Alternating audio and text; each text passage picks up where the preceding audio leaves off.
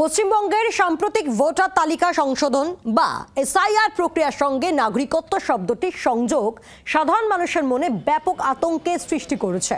এই বিভ্রান্তি দূর করতে এবার সরাসরি নির্বাচন কমিশনের দ্বারস্থ হলেন বাংলা একতা মঞ্চর সদস্যরা। তাদের মধ্যে অন্যতম নাম তন্ময় ঘোষ, সংঘমিত্রা বন্দ্যোপাধ্যায়, অভিনেতা পরমব্রত চট্টোপাধ্যায়। মঙ্গলবার নির্বাচন কমিশনে তারা ডেপুটেশনও জমা দেন। অভিনেতা স্পষ্ট জানান, প্রশাসনের উচিত সমাজের শেষ প্রান্তের মানুষটির কাছে সঠিক তথ্য পৌঁছে দেওয়া, যাতে ভয়ের পরিবেশ না থাকে। কাউকে ভোট দিতে হয় তাহলে তো সেই কাগজ দেখানোটা তো এখন বাধ্যতামূলকই হয়েছে, এবং সেটা তো শুধু এসআইআর এর ক্ষেত্রে না, এটা তো বহু সময় থেকে বহু কাগজ দেখানো বাধ্যতামূলক হয়ে পড়ছে আর কি। সেটা সেই সত্যি কথা বলতে কি গত 10-15 বছর ধরে বারবার করে আমরা প্রত্যেকবার শুনেছি যে কিছু না কিছু কাগজ দেখাতে হবে, তারপর বলা হলো আরেকটা জিনিস, তারপর আবার বলা হলো না এইটা করতে হবে, সেটা না করলে হবে না, এখন আবার ভোট দিতে গেলে সেটা এসআইআর আপনাকে নাম তুলতে হবে।